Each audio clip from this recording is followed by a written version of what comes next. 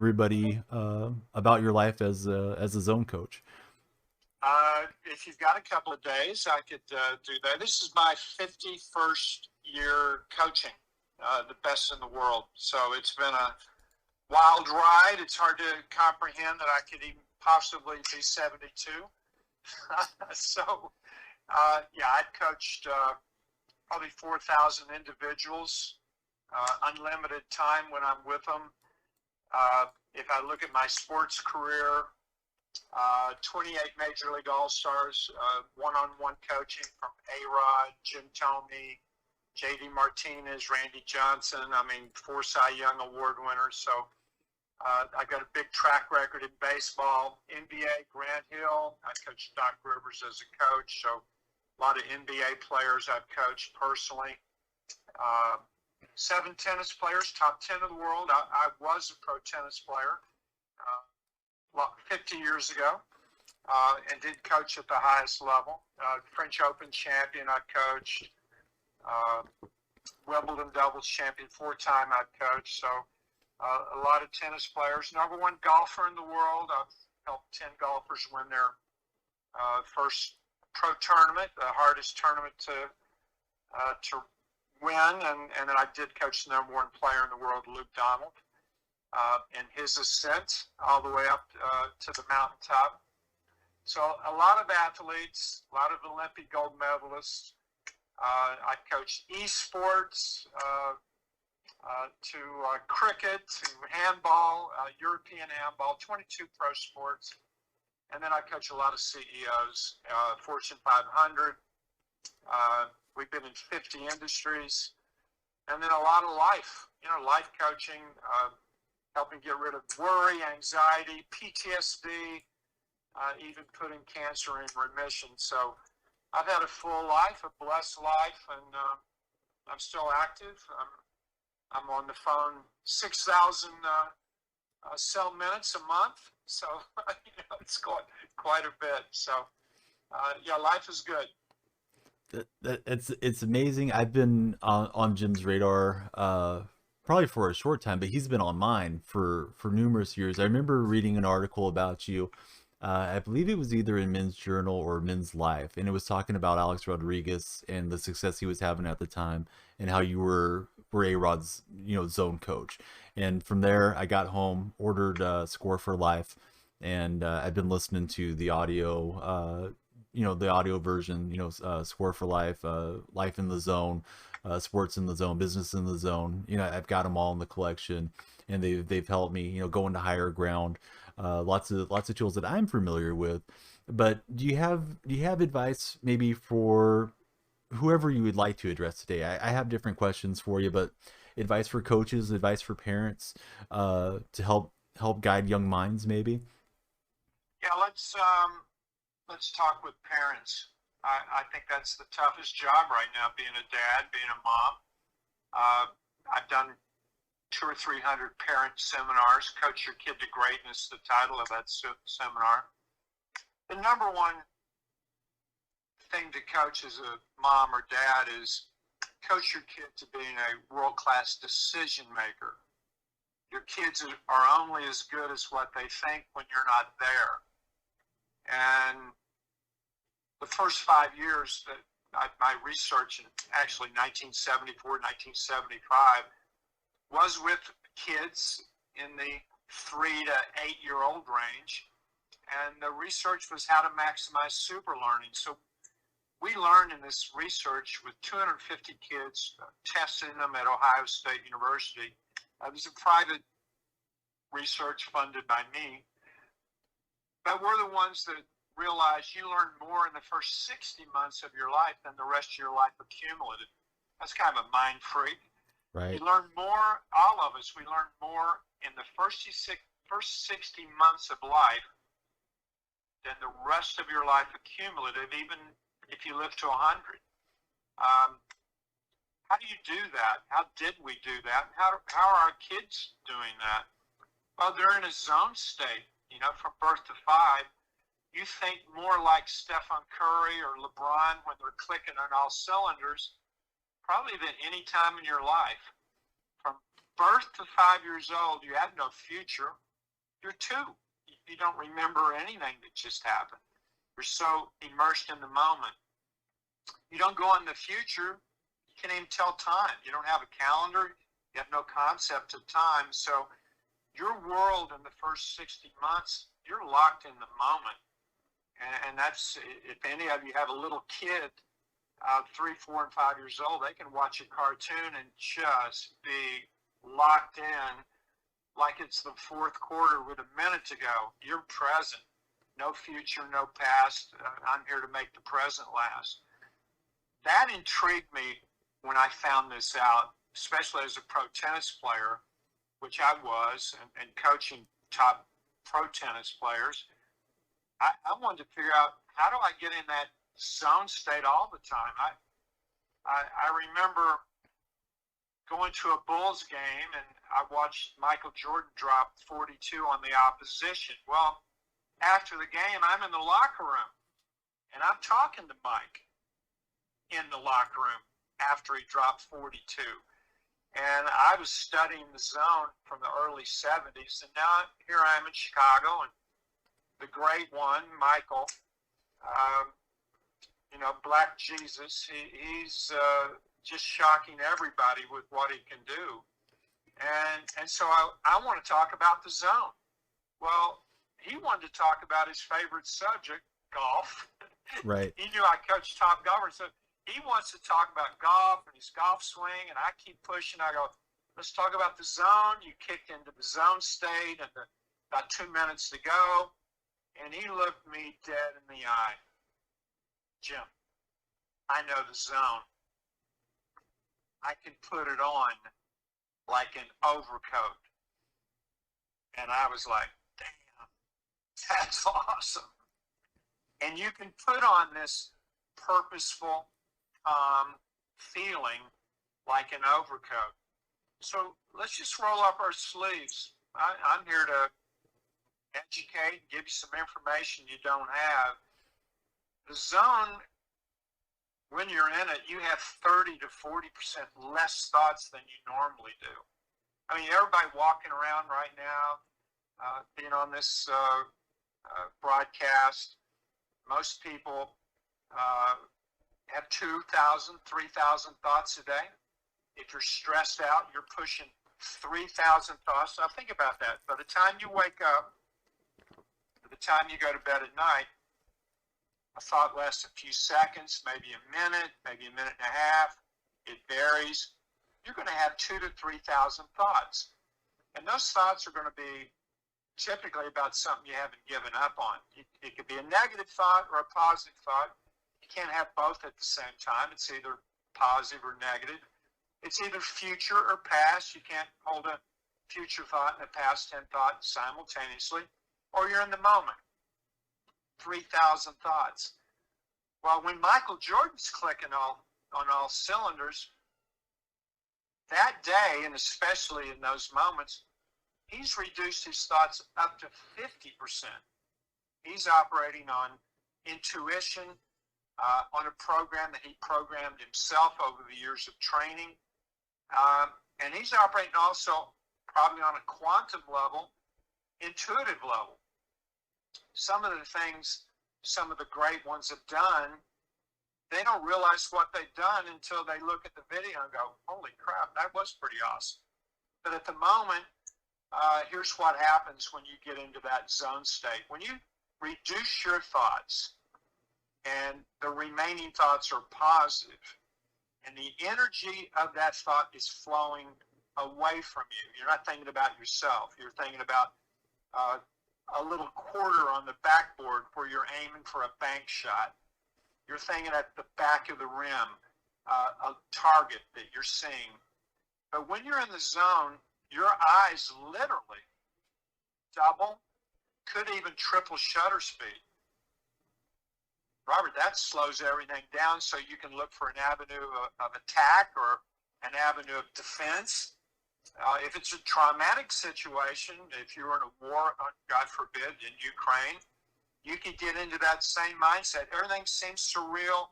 Everything's slow motion. No past tense thoughts. That's a zone state. When you're in that state, your skin sensitivity is heightened, your jaw is unhinged. You cannot be in the zone in e-games or any sport or studying or in selling or making a presentation. You can't be in the zone without your jaw unhinged.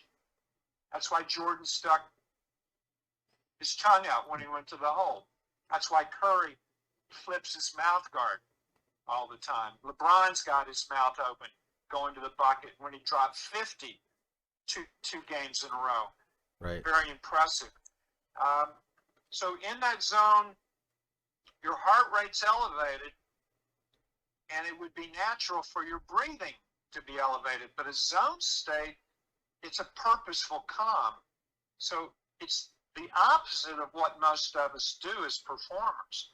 Heart rate goes up, pumping the blood, but your breathing decreases.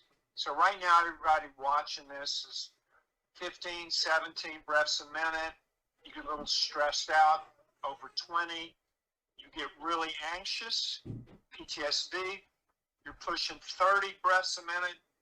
You could hyperventilate soon, like that.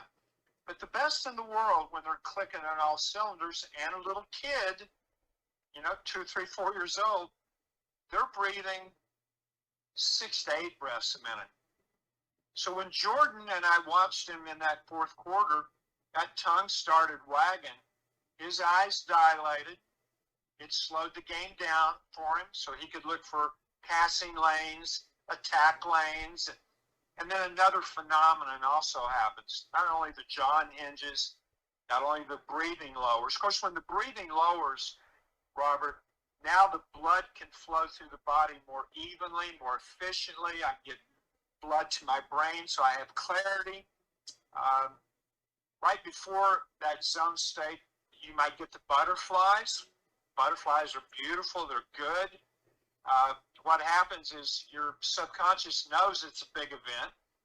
Oh my gosh, I'm on Robert's stream. I got to get in the zone. So, if I get little butterflies, the blood vessels and the capillaries constrict in my stomach to push the blood out of my stomach. And most of the blood right now in all of us is in our stomach for digestion. But it pushes the blood out. That goes to my brain for clarity, and then the rest of the blood goes to my big muscles for strength, quickness, speed, balance, agility. All this happens in 100th of a second. Person can get in the zone that quick. Typically, you need some stress to get in it. Hopefully, it's good stress that you put on yourself before a boxing event, or before I'm pitching tonight, or before a tennis match, or an e-game tournament. But the zone is something that is in every human. What's the longest I've seen somebody in it? 33 days.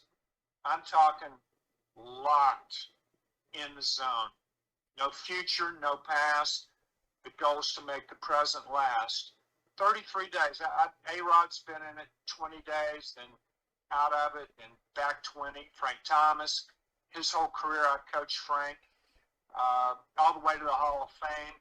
So I have a system that I discovered in 1974, Robert, and it's guaranteed. If you use this thought management system, you can put that zone on like an overcoat, just like Jordan told me that one night in the old Chicago Stadium.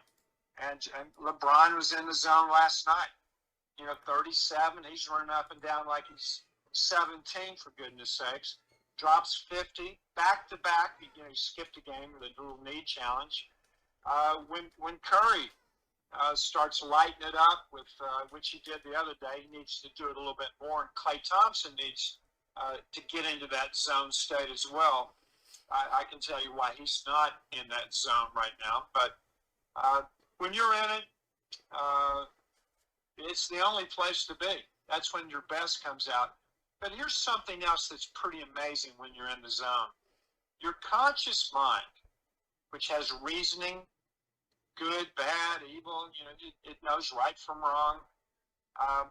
When you get into that zone state, your conscious mind kind of goes in the back seat, and your intuitive brain takes over. Your sixth sense takes over. And that gives you an unfair advantage over the competition. A hitter in baseball, it's not experience that you know a changeup's coming. Experience with this guy could say, yeah, he's probably going to throw me a changeup. But the intuitive vibe, which is not experience, is going to whisper once, changeup. And you better sit on it.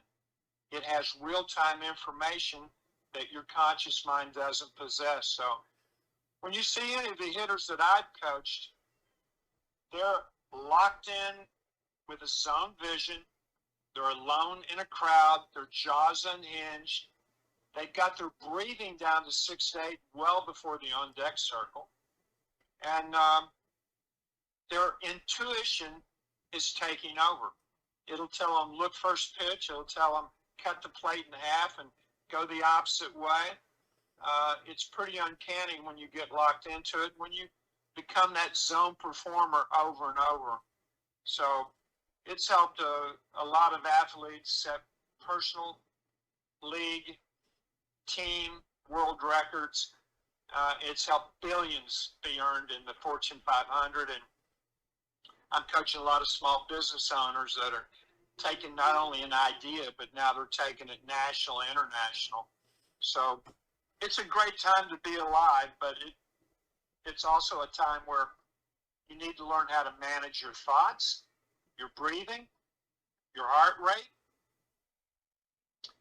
That's the hardest challenge right now, is that our breathing is increased, and the peak performers, they commit nothing will change my breathing but me.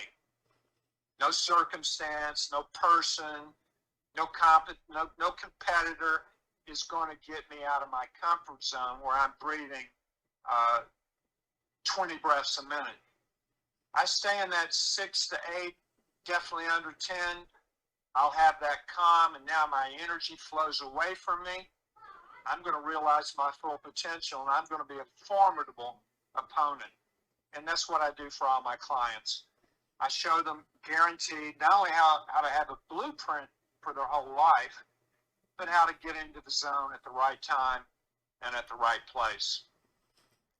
You're speaking about, in this day and age, how it's a great time to be alive, but there's so many distractions, right? We have social media, we have so many things that can pull our attention. I remember in the scorebook, rebooting the computer is one of the tools, just closing your eyes and kind of regathering yourself, regathering your focus. Is there something that you would like to share with everybody that's listening today as a good way of kind of eliminating the distractions and regathering the zone, or kind of slowing down the thoughts when you find yourself in chaos? There's two drivers in the score system that I call it. I thought management. We got two engines. First one's self-awareness. You need to think about what you think about. I mean, right now, if I had a printout, Robert, of every single thought you have today, and I can read it, I'm not sure you'd want me to read it. A lot of people say, "Oh Lord, I could be arrested. I don't want anybody to know what my thoughts are." But if you could look at that printout, every thought you have has 3 simultaneous reactions. There's a physical reaction where you look sad, or you look happy, or you look locked in. There's an emotional reaction of showing the emotion of the thought, and there's a psychic reaction. You need to think about what you think about. We need to stay out of the past. And I think the biggest challenge right now, besides self-awareness, is visualization. Every person watching this stream visualizes. Whether you believe in visualization or not, you visualize 60% of your waking hours. So if I say the word McDonald's, I'm not promoting McDonald's, but if I say that, you see a golden arch, or you see fries, or a Big Mac. It's an image. Every thought has an image. And that image is what programs your subconscious mind. So every thought that you have is impacting everything you do. My premise is to help you think 30 to 40% less thoughts, stay out of the past, except for learning, analysis, evaluation. So right now, the biggest challenge that I'm witnessing every hour with my clients is worry. If you worry, you know, I ask an audience, do you worry? Raise your hand. Everybody raises their hand. So what is worry? Let's get rid of worry on this stream right now. Worry is when you take one thought and it doesn't serve you well. It may bring up some negative emotion. There's a piece of skin on the inside of your mouth, little piece of skin. You chew on it on the left side. There's one on the right. You can chew it on the right side. Chewing on the right side, you're thinking about something you were going to do. If you chew on the left side, you're thinking about something that you've already done. So worry is when you take a past tense thought of some movie that you've played, some situation you've had, some occurrence that happened to you. Oh, God, I can't believe she said, why would she say that? As I get a text. Why would she do that? And then I put it on a loop and play it again. She's got to be nuts. I can't believe she would say that. And I might put it down, get on a phone call. I'll come back to it. I'll play it over again. I'll replay that tweet that I didn't like, or that text I didn't like, or that statement by my significant other I didn't like, or a girlfriend I didn't like. I'll replay it. And then I do something crazy. I take my imagination and sprinkle it on that replay and project it into the future. And that increases my heart rate, my breathing rate. I start chewing on the inside of my lip, and that's where I get anxious. That's where I start maybe having panic. That's where fear resides. How do you eliminate worry? You must stay out of the past. You only go there. Learning, evaluation, analysis. It's okay to replay a belly laugh with a friend, or I'll tell you a story about A-Rod, but it's got a point to it. Okay, you can go to the past for that. But to put something on a loop and play it over and over about your bills or about somebody that did something to you and now you're upset with them, you're going to have an early grave. You won't look, you'll look 72. You won't look younger than 72. You know, I don't worry. Right. I don't give two craps what happened 5 minutes ago. I'm going to bury it in the backyard like a dead carcass, not to be dug up again. In fact, the battle cry of all my clients is next.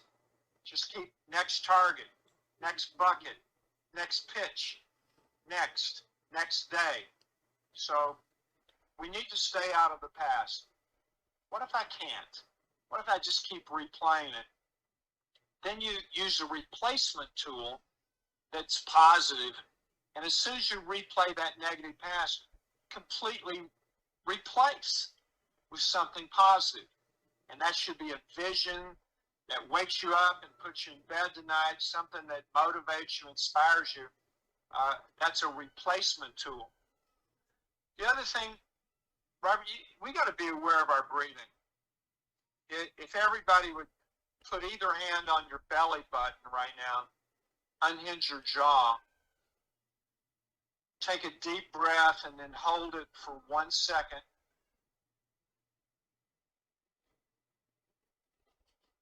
And then empty your lungs, hold it a second.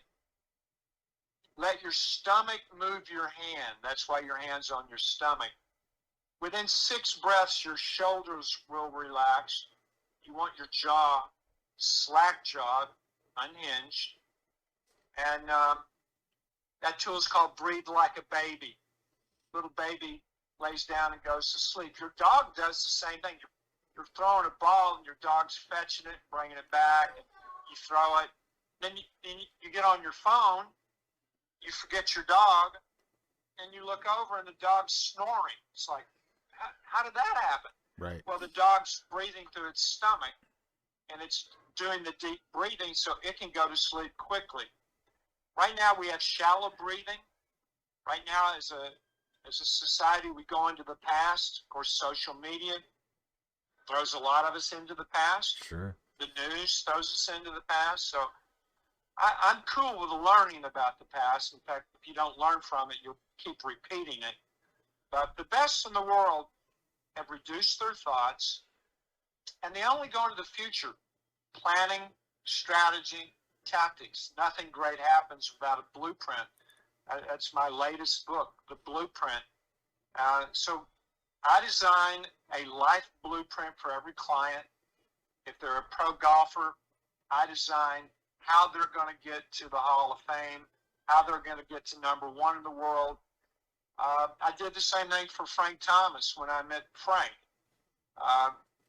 He did not have a blueprint of where he wanted to go. So I asked him, we were in Old Comiskey Park, it's like 2 o'clock in the afternoon.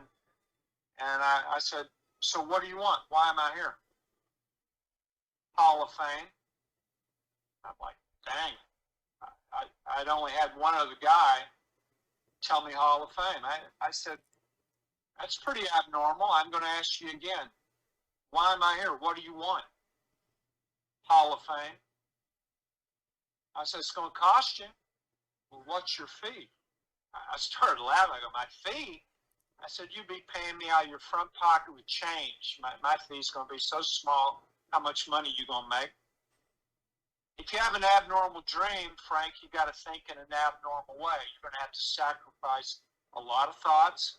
You're going to miss your daughter's birthday party. I said, man, I don't have any kids. I said, well, Hall of Fame's 20-some years from now. You may have 18 kids like Sean Kemp. I think Sean has 4 or 5 baby mamas. You know? Right, yeah. I said, I hope you don't have 18, but you're going to miss her birthday party. I said, you're going to miss your anniversary. He said, I don't even have a girlfriend. I said, you may have 3 wives. I hope you don't by the time you're in the Hall of Fame. If you have an abnormal vision like Hall of Fame, you can't think like everybody else. You got to think abnormal. And then I said, so Frank, have you ever been to the Hall of Fame? He said, I was there in a showcase game, a travel team showcase tournament. And I said, yeah, it's pretty awesome, isn't it? He goes, yeah. I said, you know where they do the induction? Yeah, in the backfield. And I said, even though it's 2 o'clock in the afternoon at Old Comiskey Park, shut your eyes, get your breathing down to 6 to 8 breaths. He did. And I said, go to the Hall of Fame, go to Cooperstown right now and stand up in an awesome $5,000 suit. Get out your piece of paper. You're going to give your Hall induction speech right now in your mind. And he shut his eyes and started giving in his mind his induction speech. Well, simultaneously with his eyes shut, I shut my eyes and I went to the front row and I saw him give the induction speech. That was first time we actually engaged. Now, we did something else in the next couple of weeks designing the blueprint. I don't believe in going from A to B. Here's A. Here's where I am. I'm a young player. I haven't made the all-star team. I'm just getting started in the league, playing first base. And here's B, Hall of Fame. No, we went straight to B. 20 years. He saw the Hall. Then we reverse engineered chronologically from B a couple of years before the votes, after he'd retired. What are you doing? He goes, I don't know. I said, are you on TV? He goes, maybe. I said, why don't you be on TV? why don't you be part of the broadcast? And okay. I said, in the latter part of your career, you're a big guy. You're probably going to be a DH. I'm not sure you're going to be playing every day at first. And he was serviceable at first, at best. Right. No offense to his fielding prowess. And I said, you're probably not going to be with the White Sox last 2 or 3 years of your career, but you're probably still going to have to hit 40 home runs, which he did with Oakland. We visualized that. I didn't visualize Oakland, but we did visualize that first day and in that first week. And then we worked all the way back to that day. And what happened, it opened a pathway, like a runway at an airport at night. And he saw the runway all the way to the hall. And we painstakingly reverse engineered that. And every year we talked about a blueprint in his career. One year I said, what do you want? And he goes, batting title. I go, batting title? I said, well, that's interesting. Batting title. I said, I am not picturing you having any infield hits. I don't see any drag bunts. Right. You're not fleet of foot. For your size, you're pretty good, but you're not going to be getting beating out some 6'3", 4'3" putouts anytime soon. I said the only way to win the batting title, you're going to have to walk a lot. So our mantra was take and rake. Take and rake. But taking was not passive. I'm taking as a predator. I'm taking as an assassin. That's different. We're not being patient. I'm just not hitting your crap. I'm hitting the fat ones, the ones I choose. And that's what he did, and that's how he won the batting title. And we were relentless every day that year. So how do you change your life? Well, first you got to think about what you think about, and you got to eliminate all those things that don't serve you well, whatever it is you're doing. And let it stay out of the past. It's only for learning or a belly laugh with a buddy. And then have a blueprint. It could be simple. It could be, mine can be elaborate. I know, Robert, I just showcased you a blueprint. We've had an online program for every one of my clients for 22 years. The internet's finally caught up to my vision. So we've had an app for 2 years, but it's only my clients. Hopefully I'll make it available to everybody this year. That's what I'm looking to do. But, you know, you have to think about what you think about on a daily basis. And you have to manage your breathing, definitely your heart rate. And you need a blueprint tucked up under your arm, no matter what it is. And also, like I told every one of the athletes I've coached, you're more than a baseball player. You're more than a tennis player. You're more than a golfer. Your son, your brother, your boyfriend, your husband. You got your own friends. You got your own personal money. You got your own wellness. You got your own spirituality. I think a lot of young athletes and parents allow it. They put all their happy eggs in one basket. It's a bad investment. Right. You're more than a pro athlete. You're more than a whatever it is you do. You're more than a businesswoman, a businessman. So I think when you segregate your life, which I do for every client, into approximately 10 to 12 segments, we call them life arenas. So on one sheet of paper, old school before the internet, I'd sit down with my clients and I'd draw circles. You're a self. Well, that's your mental well-being, your spiritual well-being, that's your nutrition, what time you go to bed, blah, blah, blah. And that's you. It's got nothing to do with anybody else but you. Those are your thoughts, your body. And then your significant other arena. And you need a vision, you need goals. just for being a boyfriend, girlfriend, spouse.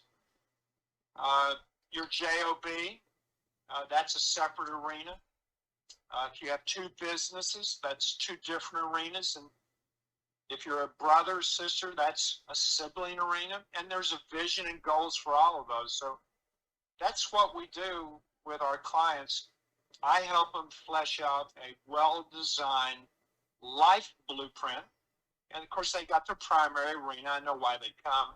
They're not coming to be a better brother. They're coming because they want to win a batting title. Sure. I get it. But, you know, if you don't have your act together and everything you do, it's eventually going to catch up with you. Stress in one arena can spill into the other. And that's why we segregate your life. So a negative thing in one thing doesn't destroy it in another.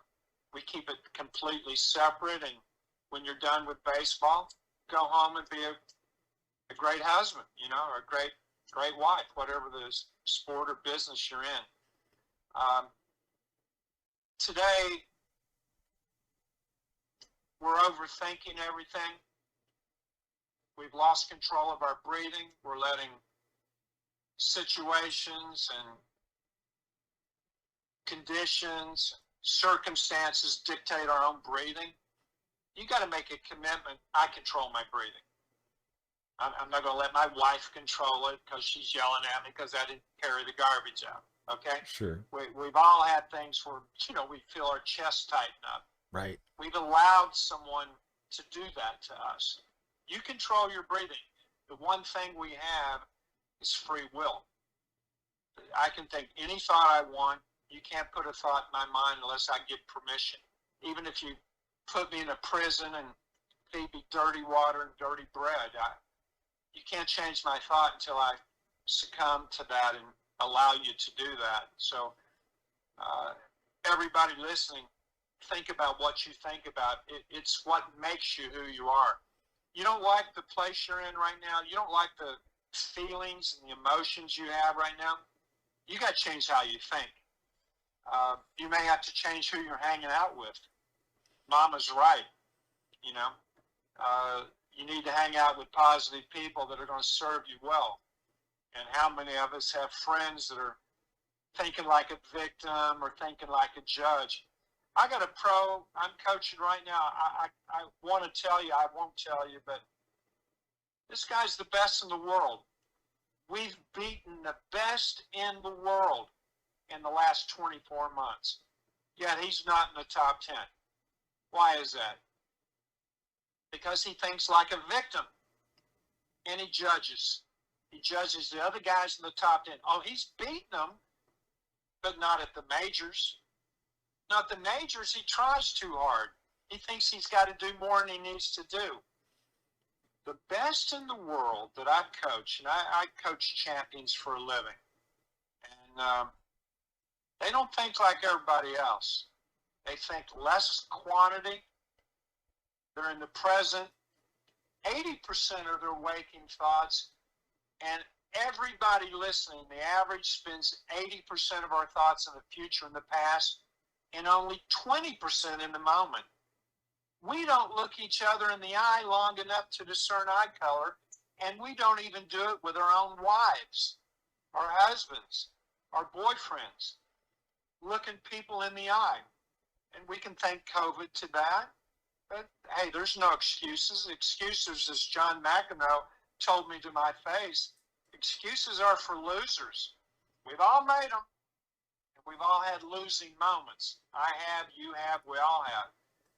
I think today, because of the internet, because of the Ukrainian war, because of COVID, because of inflation, because a friggin' loaf of bread's $12 and my gas is $5.25. It's like, holy crap. What's that got to do with my own peace of mind? I can talk myself into anything, even being miserable.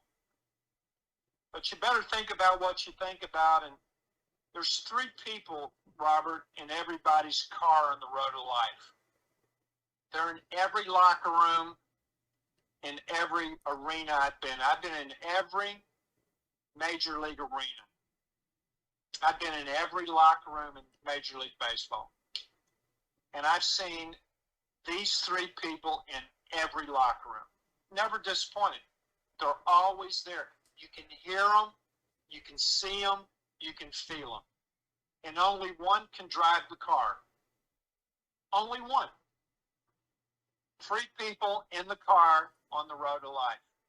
Well, that first person is the victim. He's bitching and moaning and complaining because there's a log on the road. Why is that log on the road? And why did it fall on the road? And now I'm going to be late. You got to be kidding me. I don't have time for this crap. That's typical. He's a victim of his circumstance. He's a victim of the condition. He's a victim of the situation. He talks like a victim. He acts like a victim. Then there's the judge. Oh, he's judging everybody. Well, where's the people that clean the road? Where's the cops? This should have been called in. Why is this here? He's judging the other drivers. He's judging other people in the car. He's even judging himself. He's the judge, and he's good at it. Well, when the judge starts driving the car, he's looking around. He doesn't have his eye on the road. He's going to make mistakes. When the victim's driving, he's in the back seat thinking about what just happened. He ain't watching the road either. But there's one other person that's in the car, and everybody has this guy in the car. That's the champion. He doesn't think like the victim and the judge. He stops the car, gets out, and tries to move the log. He looks at a way to go around it, go under it. Can I go over it? Can I go through it? He will be solution-oriented. He ain't got time to bitch about it, complain about it, or blame somebody else for it. Now, he's a solution person. That's a champion. Champion takes down the rearview mirror. He ain't looking back. Why am I going back? I don't need a rearview mirror. And out of the glove compartment, the champion's got a map or a blueprint. Nothing great happens out of blueprint. That's me helping a golfer go from 187 to 1 in the world, or me taking a guy that's just got into esports and he wants to be the world champion. Okay. If you got the potential, I can show you how to do it. But if you don't have the potential, well, maybe you need to do something else, because world champion may be a little too lofty. But Sure. most people get into something, they probably do have the potential, or they wouldn't have gotten into it. But the victim and the judge starts driving everything, and there's mediocrity written all over it. I see this every single day. In fact, 73% of all Americans right now, according to the American Psychiatric Association, 73% of us, look around at everybody in your inner circle. 3 out of 4 of your inner circle, 25 people, 50 people, grandparents, neighbors, co-workers, all that key people in your life, 3 out of 4 of them are having symptoms of chronic depression. Robert, chronic depression is fetal position, put down the blinds, and I don't want to get out of bed. And the victim and the judge got me there. Putting a negative thought on a replay where I worry so much, and then put my imagination to put it into the future. Fear, I'm imagining that. That's where we are as a society. But in terms of opportunity, it's the best time to be alive. Technology's never been better, but you need to make sure, is it my friend, or am I using it to my thought management detriment? Sure. And anyway, that's what I do for a living. I create blueprints and show people how to manifest it. We've learned how to change a habit in 7 to 10 days. When I was coaching full-time on the tour, Pro Tennis Tour, ATP Tour, and WTA Tour, I didn't have time 6 to 8 weeks to change a guy's habit. change his mental habit, a technical backhand, get a top. Who's got 6 to 8 weeks? My guy's going to be off the tour in 6 to 8 weeks. We got to win right now. Same thing on the golf tour. You know, I missed 9 cuts in a row. I'm going to be short of cash, and I'm going to be back on the Corn Ferry tour. So Right. we figured out how to change a habit in 7 to 10 days. It takes repetition, extreme positivity. We use visualization, self-awareness. But so far, everybody has used it for their personal gain, setting personal records. Of the 4,000 clients, all 4,000 have been successful, at least in setting personal records, whatever that is, financial, sports, business, whatever. It's amazing having you here. The chat's reacting. They're saying, you know, wow, this is so great. Really appreciate it. There's some of the chatters are concurring. Marcy's saying he's, you know, this is brilliant. He could listen to you all day. And I got one of the guys trying to get some of the sound bites so he can listen to it again later. Here from Twitch. Do you have advice for those of us that are trying to get into these new mediums where, as we set a blueprint, but maybe the target changes over time? Because Twitch has risen to being the #1 platform for streaming, but they had a competitor in Mixer. Mixer was backed by Microsoft. Mixer went away. Somebody coming like over here for Mixer, but now everything's a little bit different because they're no longer in their comfort zone. And I guess that can apply to really anything that you want to speak to us about, Mr. Fannin. But here's the deal. Someone asked me to look at their game yesterday. Tennis game, pro tennis player. So they what do you think of my backhand? Which was, they were struggling. And I said, I don't want to talk about what you don't do well. I want to talk about what you do well. Success breeds success. So if you're in this new platform, I treat you the same as the tennis player. Dwell on what you do well. Dwell on what you do well. You want to always be an expert. The expert will prevail. Be an expert on one little thing in your niche, whatever that expertise is. Of course, if you're an expert of something people need, a price goes up and you're the only one supplying it, well, you're going to make a lot of money. If you're an expert at something people want, you may not make as much money as if they needed it, but you're still going to make a lot of money. Hone your expertise. Deal from your strength. You can add on later. I think a lot of us are trying to be too good. And the word try, everybody spell that word. Robert, spell that word. TRY. To ruin yourself, baby. To ruin yourself, right? To ruin yourself. The best in the world do not TRY. So, getting on a new platform, you may want to regurgitate everything you know about your subject. Silence, I think, increases listening 30-40%, like I just paused just then. Listening goes up when you pause. Deal from your strength. I have one strength. My wife reminds me that all the time. I got one strength. I'm not a cook. I don't fix the car. I don't put in light bulbs. But the zone? Oh, hell no. I'm the world expert. That's all I do. I know the zone. I know how to put it on like an overcoat. So I need to deal from my strengths, just like I would want you to deal from your strengths. And be an expert. The world needs experts. You know what I found out the world wants? And this is what I'm finding people tell me what to do. When you have an expertise and you become a trusted authority because you've been consistent, you've reached a high standard, and by the way, that's what greatness is.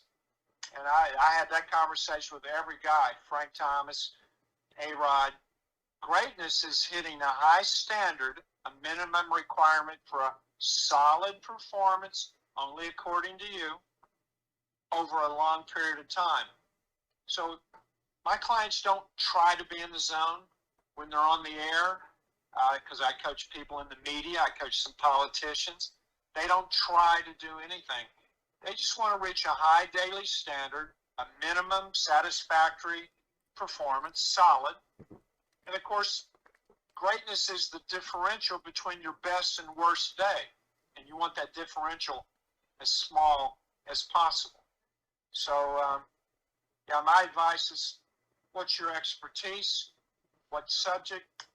And just keep learning. Be a lifelong learner and keep learning. I started off asking one question in 1974. How do I maximize super learning? I was coaching some little kids in tennis, and I asked that question, and people didn't have an answer. And I met Dr. Jerry Stern, Dr. Neil Newman, Dr. Jackie Herkowitz. I met them through tennis. They were PhDs at Ohio State, and I asked them, how do I maximize super learning? And that's when we put together the research project. And oh my goodness, was I shocked. I learned more in that 18 months about myself, about how to maximize super learning. But what I really discovered was there are 5 markers that we all possess. And these 5 markers really make up our attitude. It makes up our overall mindset. And because I was inquisitive and I was asking, I'm always asking silly questions. Why do you use a donut on your bat? Why do you do that? I don't know. Why do you take swings up above your shoulders when you're facing a sinker ball player?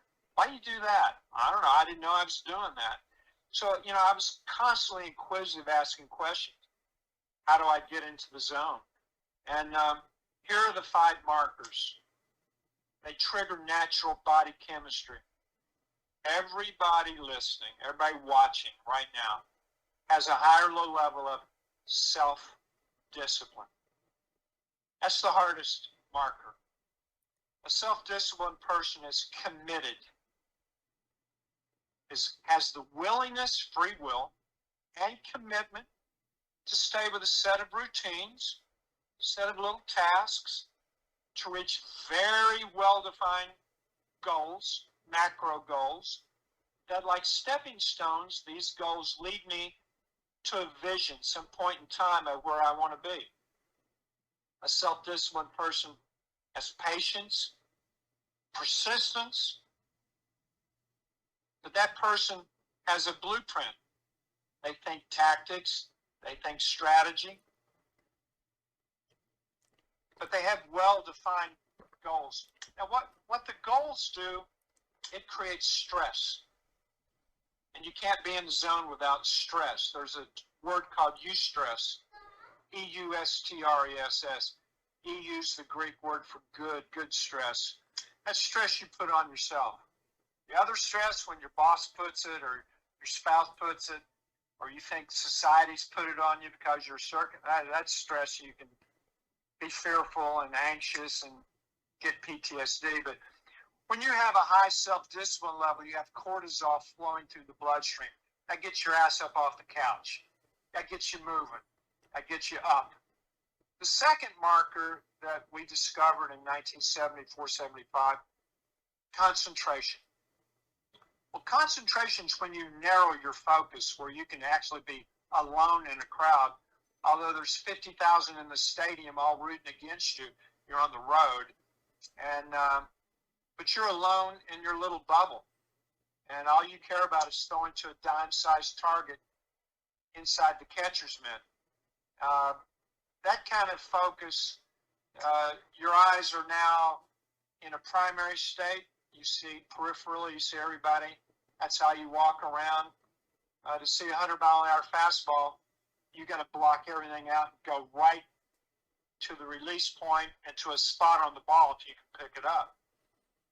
When you narrow your focus like that, it produces glycogen, oxytocin, And that's when your eyes could double or triple shutter speed to even slow everything down. Ball looks like a grapefruit. We all have a higher low level of concentration. That's the second marker. The third marker is at the core of you. It's your belief system. We call it optimism. That governs your belief, your expectancy, that the tasks, the routines you have lead to those goals, and you believe and expect and know you'll reach the goals, and the vision, you know and trust you can do it. So when you have a lot of optimism, here comes endorphins into the bloodstream, and now you feel good. You're on the mound, you feel 6'8", and you're only 6'2". You feel big physiologically. Optimism. So you've got self-discipline, concentration, optimism. But there's two more markers. They're just as important. And they're the ones that our society is not doing very well at right now. The R is relaxation. That produces serotonin. That's like a cool drink of water. That just comes. It's like a mountain glacial lake. And jaws unhinged, breathing deeply, under 10 breaths a minute, serotonin level. Can you have too much? Yeah, you can have too much serotonin, now you're in a hammock lazy. Can you have too little? Yeah, now you're tense and freaked out.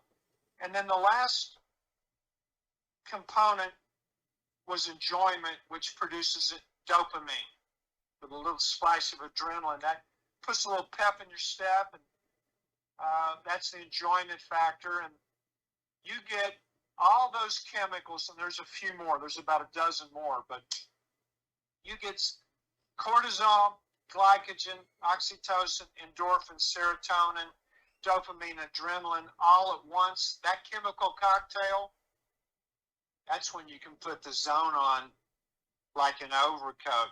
You're a badass now. I'm telling you. You feel like a badass.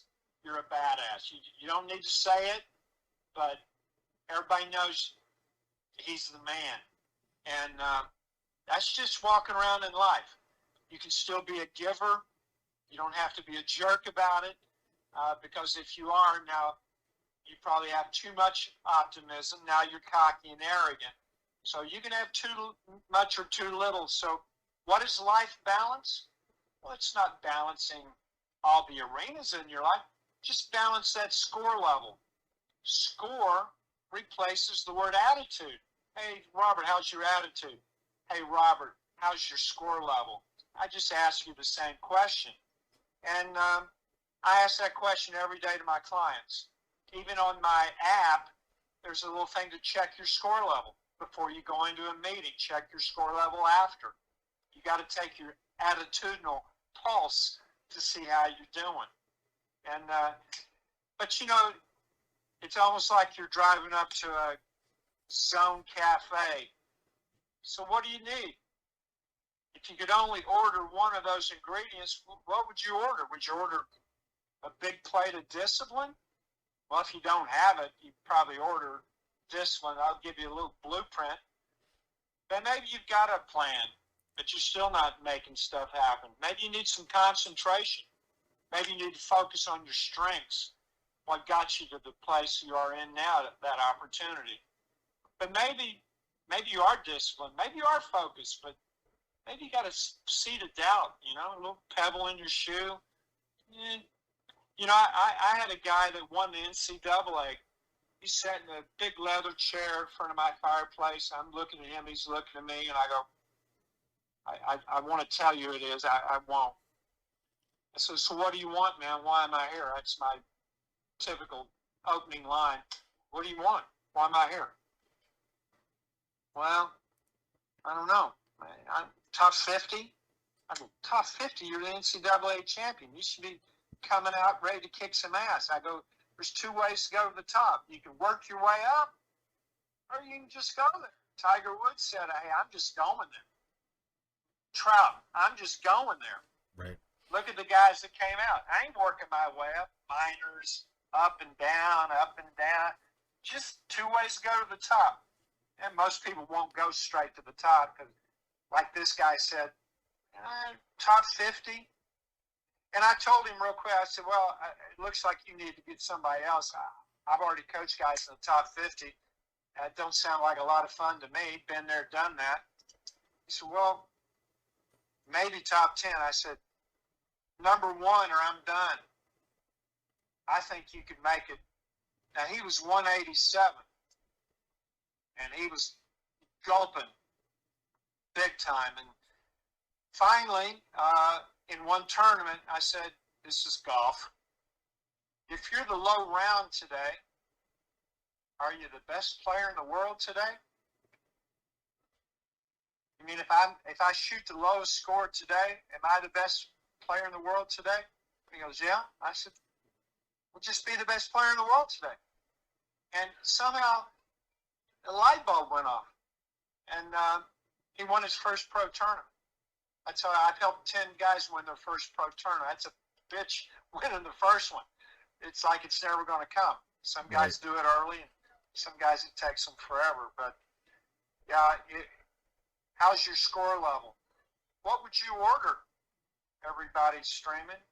What would you order if you could only order? You come back later and order something else. What do you need in your life right now? Do you need more discipline, more concentration, more optimism, more swag, you know? Or do you need to be chilled, man, and be cool? Eliminate worry, anxiety, fear. Or do you need to have fun doing what you're doing? And one guy said, well, when I'm in a challenge, how is that fun? I said, you've got to enjoy the challenge. I'll tell you a crazy story about enjoying the challenge. I'm coaching an Olympian, and I'm watching him practice 8 hours that day. Not all at once, 90 minutes rest, 90 minutes. I'm exhausted. I haven't broken a sweat physically, but I'm mentally fried after 8 hours for this guy. And at the end, he pushed himself beyond physical capabilities, and he starts throwing up, puking.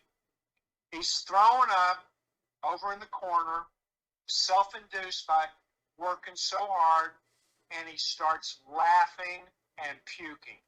And I'm like, oh God, I think he's lost his mind. You know, Right. I don't know what's happening. He's laughing, puking. He's got puke on his face, on his T-shirt, and he keeps laughing. I come over there and I go, man, you okay? And he goes, I can't wait to make those bastards pay for how bad I feel. And at that moment, I knew we were going to win the gold medal, and we did. You got to love the journey. You got to enjoy the journey. We all got to indelibly etched expiration date tattooed invisibly on our ass, you know? I know I'm 72. Robert, by the way, I'm inviting you to my 125th birthday party. Please show up. It's going to be a rocker, I promise you. But we've all got this, you know, we all got this expiration date. What's the hurry? Enjoy the journey. Put your fork down between bites. Stop eating. Start dining. All the athletes I coach, I just had lunch with a guy. I grabbed his hand. I go, put your fork down. Dine, bro. What are you doing? Enjoy the journey. And if you're a really good athlete and you're going up the mountain, you're going to get on the wall of scrutiny. You're going to get on the wall of scrutiny. Ben Simmons, your ass is on the wall of scrutiny. It was going to be there no matter what. LeBron, well, you've been on the wall of scrutiny since high school. And I'm telling you, the wall of scrutiny is not for everybody. That's when everybody tries too hard, and that's when you fall off the mountaintop. Now, you got to be alone in a crowd. You got to enjoy the journey. And every climb up that mountaintop, there's a sacrifice, especially if it's an Everest in your field. But that wall of scrutiny, how many guys have beaten everybody except on the big one? You beat him in Lyon, but you didn't beat him in Wimbledon. You Right. kicked his ass in Tampa, but you didn't beat him in New York at the U.S. Open. Same guy. Why is that? Well, the victim and the judge typically start taking over driving the car, especially when you're under pressure. And the best in the world love the pressure. I had one client says, I bathe in it, man. I like to shower in it. Give me some pressure. It takes me out of my comfort zone, and I know how to manage it.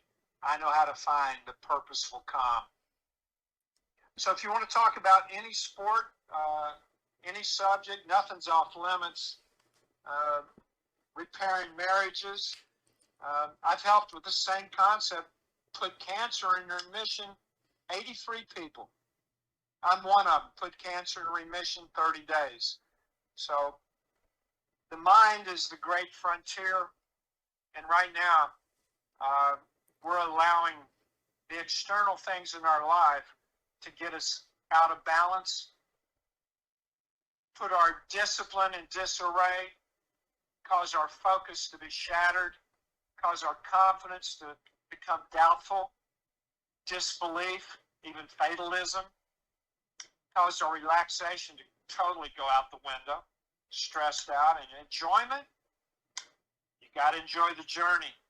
And you got to have a balanced score level, Robert, in every arena of your life. And it's possible to live a life in a zone state. You get into it deeper, obviously, in competition where there's pressure. And I love being in that zone state under so-called pressure. I like bathing in it. But, yeah, the zone's the only place to be.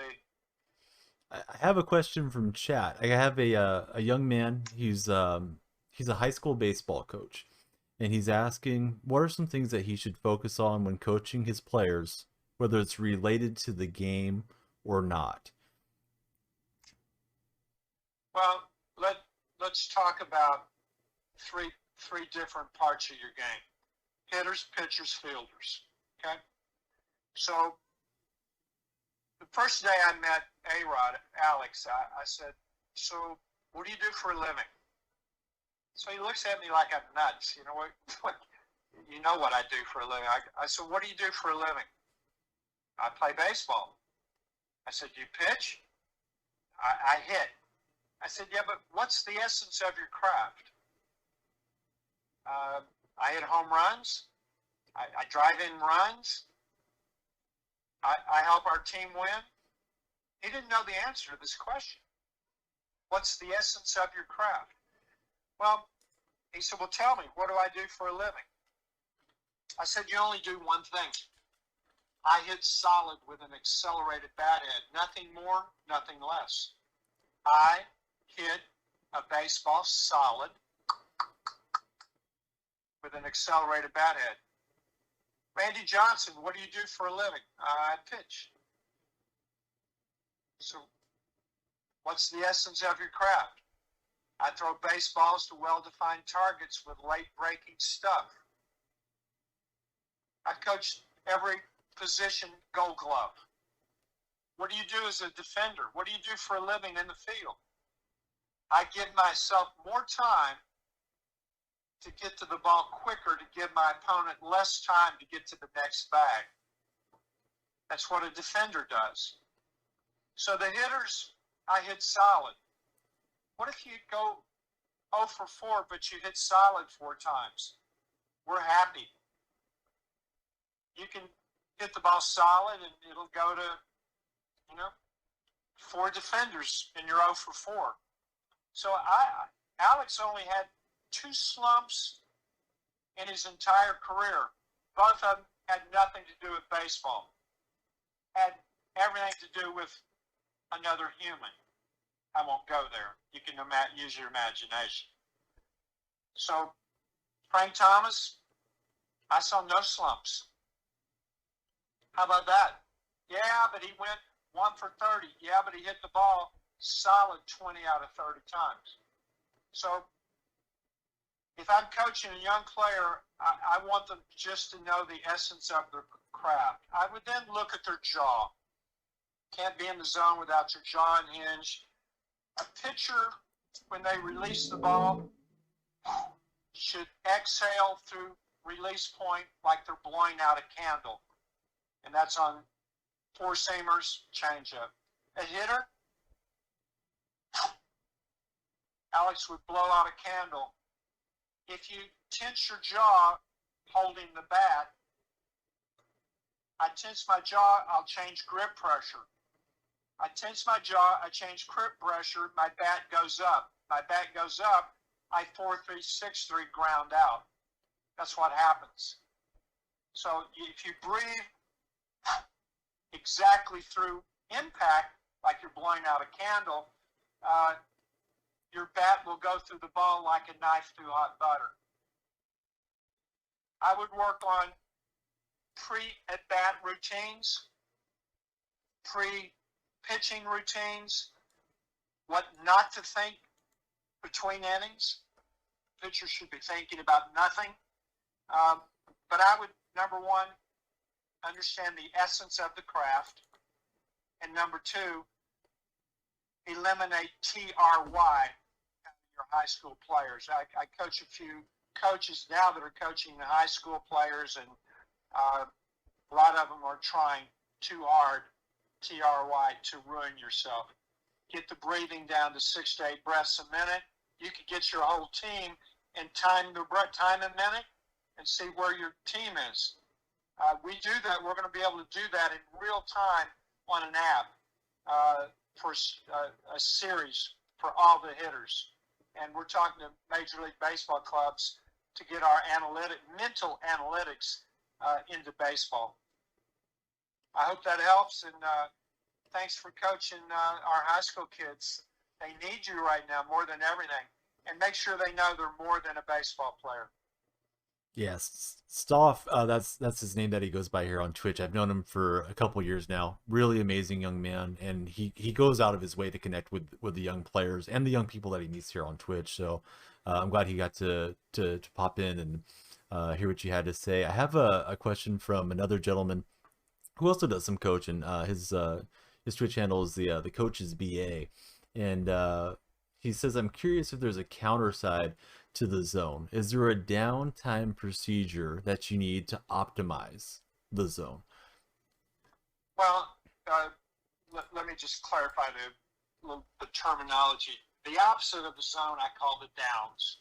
It's a mild or severe depression. There's low score, which one of the elements are low. Those are symptoms of possibly getting into a depression. Then there's a base level of score. That's who you are. Could be more toward the high, more toward the low. And it definitely, there's a high level of score that lasts a minimum of 12 seconds. And then when you get into the zone, it's 12 times 12, 144 seconds, 12 times that. Our research said it goes in 12s, which is very interesting. But when you're in a zone state, you're burning psychic energy, physical energy, mental energy, holding out a lot of extraneous thoughts. So you do need to turn your brain off a lot. Reboot. A guy in a round of golf will reboot. My guys, I coach Illinois. They've been perennially the top team the last 12 years. I think we've won 11 of the last 12 Big Ten titles, which is pretty awesome. Gone to the Nationals 12 years in a row. They may reboot where they're lowering their breath, also breathe like a baby. They may do that 10 or 12 times during a round of golf. Most of my clients take a nap. All of them think positive in the last 30 minutes before sleep. They have no negativity before sleep. They go to bed happy. They wake up the same. If they visualize, it's only about what they want. And we do a lot of heavy lifting there in the last 30 minutes. I won't get into that. That's a lot of the proprietary stuff that I do, but it's a big deal. But you need to replenish your energy. The zone, the subconscious mind operates 24/7. Thank God, it's the overlord of our body. But the man, the woman with the most constants in a world or game of variables prevails. The person with the most constants in a game or a world or a business or industry of variables prevails. And one of those constants is sleep. Nothing restores psychic energy, physical energy, the ability to hold a thought longer than sleep. And right now, as Americans, we're sleep deprived. Wake up at the same time, go to bed happy, wake up happy. Wake up at the same time. That needs to be a constant. That's not easy on the road. It's not easy in the NBA because of all kinds of travel constraints, but that is a big deal. Sleep. It has restorative powers that are amazing. The second, you got to hydrate. If you lose 1% of body water, which doesn't take much to lose that, concentration drops 10%. So urine clear, never fear. Urine yellow, loser fellow. That's a little poem I created for the Pro Golf Tour, Pro Tennis Tour. You got to hydrate. Not because you're thirsty, because your brain needs hydration to keep its focus, to hold out all the things that don't serve you well, and to tap you into the sixth sense. Intuition sets the good from the great, because intuition's real-time information that your conscious mind doesn't possess. But intuition will come to you more readily when you're hydrated and when you have enough sleep. Get those constants, and also food. I call it fuel, but you want to dine. The king dines. So you got to treat yourself like the queen or the king. The king dines and everybody else eats. Put down your fork. Chew your food. Put in great food. Yeah, I know bread at Whole Foods yesterday was $12. I'm like, good Lord. Okay, well, I'm eating Ezekiel bread. It's a little bit cheaper anyway. It's not really bread, but you want to eat good food. You're better off eating 6 meals than 2 big ones. And get those constants in your life, and you're going to have a better brain. You'll have a better clarity, and it'll help you manifest the blueprint better. I greatly appreciate getting to hear the answers that you have. I had another question prior to having you on. It was Josh. Josh was the one that told me I should mute my mic to stop the feedback. And he was asking, as athletes start having success, or even like your business clients start having success, and now there is, more wealth than they've ever had coming in. Have you, like, what challenges has that brought up for you as a coach to some of these young men and women, where now they have access to doing kind of whatever they like, within reason? That's a great question, and yeah. When you've never had, I grew up on a dirt floor in Appalachia, eastern Kentucky. We ate roadkill. I mean, we had a rough life, but I was blessed to have positive parents and Cherokee Indian grandfather that helped me. But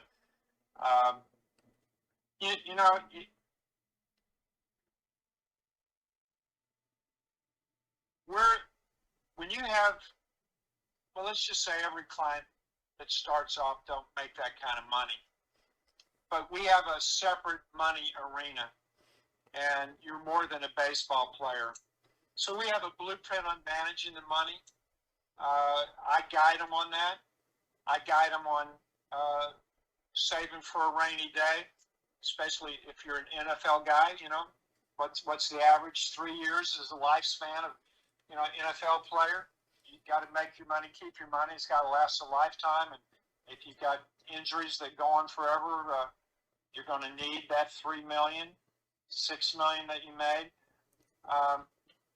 Getting to the top is one thing. Staying there is a total different paradigm. We go over that long before they get to the mountaintop. And when you get to the mountaintop, the only footprints are yours. Mine aren't there. Your spouses aren't. You're alone. And you're at the top of the wall of scrutiny. It's pretty heady stuff. You're only as great as the day after greatness. You know, I've had 4 guys hit 4 home runs in one game. Carlos Delgado hit 4 home runs at one game. And all my clients know that I don't cut them any slack. And they'll get that phone call after they go 4 for 4, 4 jacks. You're only as great as the day after greatness. Get your ass back in the trench. Next. What's the goal? Not to be in the zone and hit 4 more home runs. You do that, you're in trouble. It's your high standard. That's what greatness is. You're only as great as the day after greatness. Next. That's going to be on my tombstone. It's in my will, Robert. My wife's got to put it on my will. I'd like it in neon, maybe a pop-up video, you know. So my tombstone's going to have one word. Next. And if I come back as a squirrel, I'll be in the tallest tree with all the nuts. You got to enjoy the journey, man. You got to laugh every day. You got to dance every day. My wife caught me doing something horrible. I hate to admit it to everybody, but she caught me in the bathroom doing something pretty bad. I'm glad it didn't go viral. I was teaching myself how to do the gritty. Did you do the? I did a gritty recently. That's amazing. Yeah. Oh yeah. So I was doing the gritty. My wife said, "Oh, I'm sending this out." I go, "Give me another day. You can send it out." And just like she sent out when I did the Dougie, I challenged one of the players on the University of Illinois team. He had won a university dance contest. I called him out in front of the team. And we had a dance-off to the Dougie. I kicked his ass. And I said, you just got kicked your ass by a 70-year-old white guy. So you got to enjoy the journey. That's the bottom line. You got to laugh, sing, dance every day. And I'll tell you one story about that. I got time to tell another one?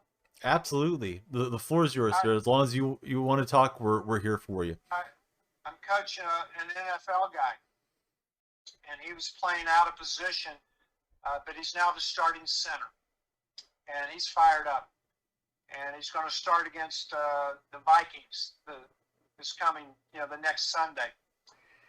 So it's Monday, and we're at the training facility, and we're in a meadow, alone, walking, and we're talking about score and about him, and I turned to him and I go, "Can you skip?" He goes, what do you mean? Like a little kid skip? I go, "Yeah, can you skip right now?" And he's looking around, he goes, I'm not skipping. I said, "Come on, man, let's skip." He goes, "Hold up.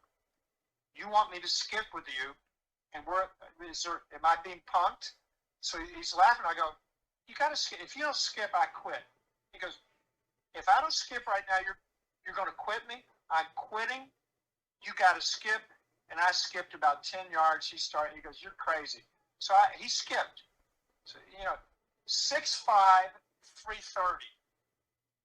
Benches, I don't know, cars. I don't know what he benches. Right. A lot. He benches me. He could bench me. So he skipped. And I said, "Listen, man, sometimes you got to skip, right?" So now I'm at the game, and I'm in the stands, and I'm watching my guy have his first start at center. And first play from scrimmage, offensive play, he moves the ball. He moves the ball. Penalty. I don't even know what happened, but all I know is the chains are going the opposite way, and the penalty's on my guy. I'm like, okay. All right.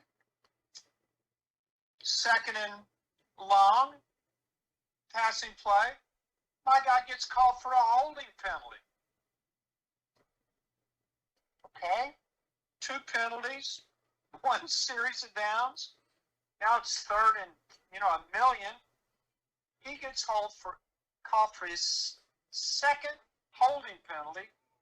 His 3rd penalty, I don't know if anybody's ever had 3 penalties in 1 series. It could be a league record. It's probably tied the record. Somebody's probably done it.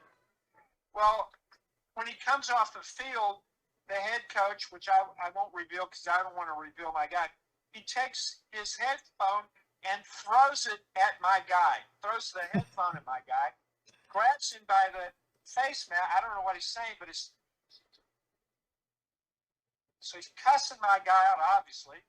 And my guy goes and sits on the bench, and he puts his chin up like I told him, if your chin is up, you won't replay the past. And I'll do an exercise. It's called the light switch. It's pretty cool. So he has his chin up. Well, at this moment, I'm thinking he's going to be in the Canadian Football League by 6 p.m., by nighttime. Right. He's going to be demoted. He's going to be working, selling insurance, And so I don't know if he's going back in the game or not, and he's going back in the game. So now the defense comes off the offense, and guess what he does? He skips onto the field serpentine, and I'm like, holy shit, I couldn't believe he skipped into the huddle. The co-head coach took his clipboard and threw it at the O-line coach. I'm like, oh my gosh. First play from scrimmage, running play.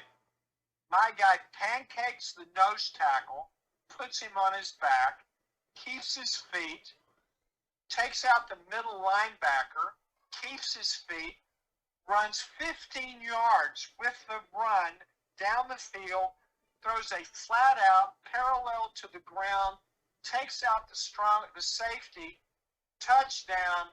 Sometimes you got to skip.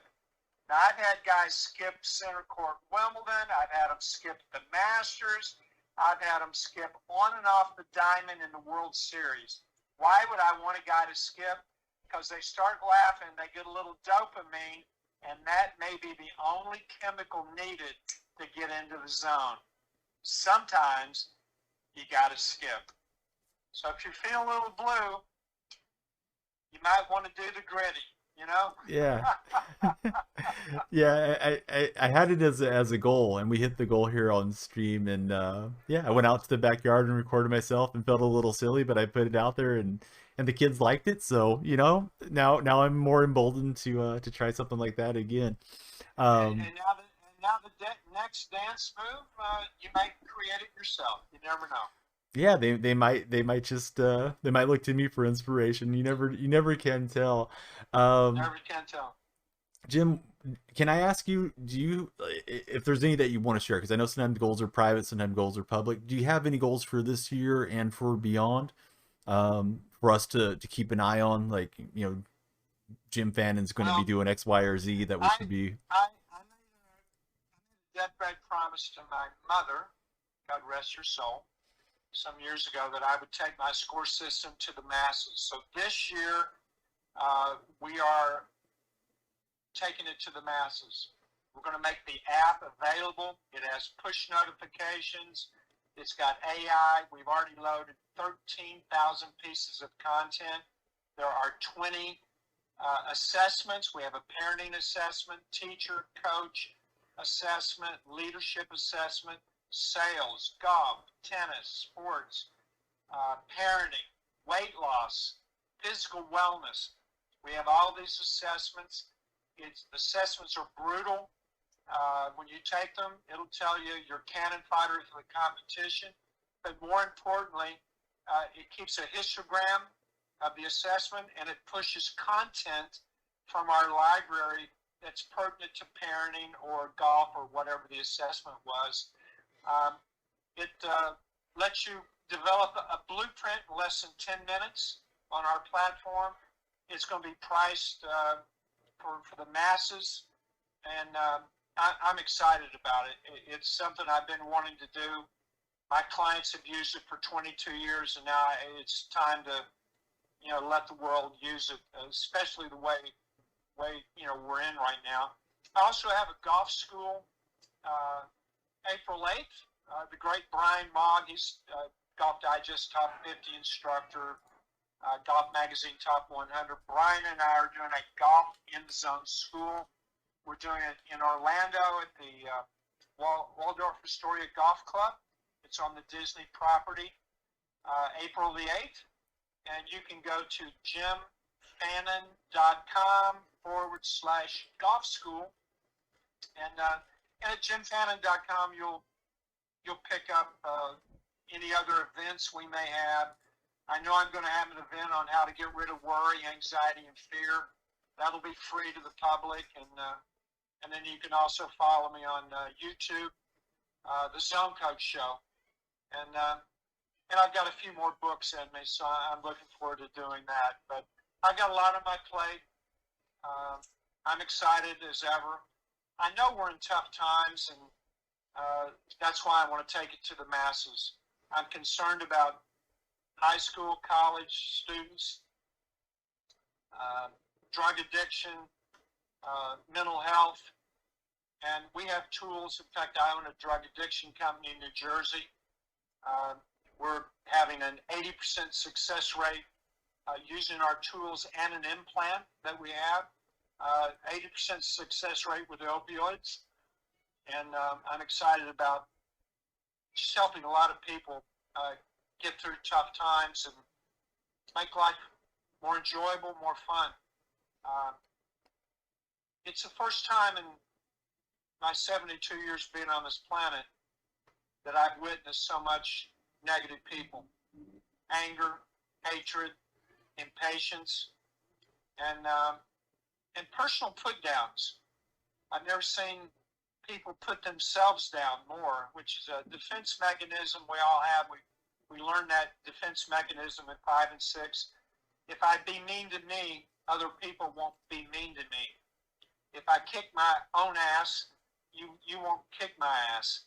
And I see that in sports with young players being mean to themselves so no one will say anything negative to them. And of course, that's just a self-fulfilling prophecy, and you're programming yourself for a lot of serious challenges. But we need to get control of this. We need to change to not just. I even saw an article that positivity is now toxic, and I'm like, who came up with that? I mean, Right. Positivity is not toxic, and we need to understand our inner dialogue and maybe even write a script on what do you want for your life, and then break it down into some well-defined goals and focus on the next 30 days. But we need to get our energy away from us, and that's what the best in the world do. You know, energy's energy. You can feel mine, and everybody can feel yours, Robert. That's why you're successful doing what you do. Everybody can feel your passion, your love for what you do. It comes through. That's what makes your stream so popular and why people don't want to get off of it. But energy can back up like a toilet. And I'm telling you, when it backs up like a toilet, it only has one place to go. Energy cannot go into the skeleton system. It can't go into the organs of the body. It goes into the muscle. And the first place it goes, to the jaw. You take your thumb, push it. Push it around your face. If you feel any tenderness, any soreness, you can take your thumb and lay it right on top of the eyeball. Kind of hook up under the orbital bone. Now move your thumb toward the bridge of your nose, and you can feel the muscles that move the eye horizontal and vertical. You got tenderness there? That's energy backed up like a toilet. That's from a year ago, 6 months ago, a day ago, 30 minutes ago. You got to release it. You got to let it go. And that's why you don't put all your happy eggs in one basket. You got to have some diversity in your life. And you got to do the gritty. And you got to, whether can dance or not. You gotta love what you do and just love being you. You know, every one of my guys struggle to be their genuine, authentic best self. That's why they're great in practice, and then they think they need to do something better, something different, because they feel the energy from the competition. So they're not themselves under pressure. You got to, when I saw Michael firsthand, a lot. I mean, I was there every game. He loved it. He loved the challenge. It put a smile on his face. But you got to do it in everything in your life. Don't just put your happy eggs in one basket. I mean, that's my big message today. You're more than a business person. You're more than a streamer. You're more than a coach. You're more than a businessman or woman. I love that message. I got a question from a restaurant owner. He's been a big part. He's been following, I think, for about 5 years. So we've known each other for a long time. His name's Marzi. He's asking for you, what's your favorite food to dine like a king? Wow. Wow, that's my favorite food if I was dining like a king would be to have what the chef loves to cook, and I'll eat it because I know it's cooked with passion. I know that's a broad brush statement, but when I go out to dine, what are you known for? What do you love to cook? I always like to meet the chef when I go in. You know, being a hillbilly from Kentucky, you know, I grew up, you know, meat and potatoes kind of guy, and didn't have Chinese food, didn't have Italian food, didn't have any ethnic food, and I really enjoy everything. I love going to different countries. I like tasting, getting out of my comfort zone. Sometimes, you know, I don't like, but I'm going to try it. So I actually like liver and onions. I only weighed 3 pounds, and my brother at 1-year-old died. My parents were freaked out that I weighed 3 pounds. So they always kept saying, "Fight, Jimmy, fight." And they fed me cod liver oil in an eyedropper. I was a preemie. So for that, I have this affinity for calf's liver. So I'm probably the only one on the planet. Everybody's like, "Oh, I liked you until you told me you like liver." But I get it. But I will eat a good lobster. I'm from Chicago, so I like a great steak. Medium rare, please. But I like eating what the chef loves to cook, because I know he's cooking it he's cooked it many times, tried different ways, and he knows it's right. And that's what I want. That's what I usually eat when I go in a restaurant. That's something I haven't even thought about before, but I think that's a great way to go about it. He's got a follow up for us because of where you're located, Chicago style or New York style pizza. Oh, you're gonna get me in trouble. I mean, I like Chicago style pizza. I like deep dish. I mean, it's a heavy meal. But the thin New York, oh, it's so good. Oh, it's so good. Deep dish in Chicago, thin pizza, give me New York any day. That's awesome. You probably could guess by now, but he owns and runs a pizzeria from Wisconsin, does Marzi. So yeah, A lot not of good cheese. He's got the best cheese on the planet. So, no question. I had another one for you, and I don't know if I don't want to keep you longer than you would like to be on, but do you have like a Oh, favorite? I thought this was an overnight thing. No. Oh, we can. Hey, I will go all night. I'll just plug the phone in and keep asking you questions. So I don't want to take up too much of your time if you have other things on the docket today, or just if it's time to relax, whatever. But do you have some favorite moments in coaching that stand out to you? Through the years. Oh my gosh.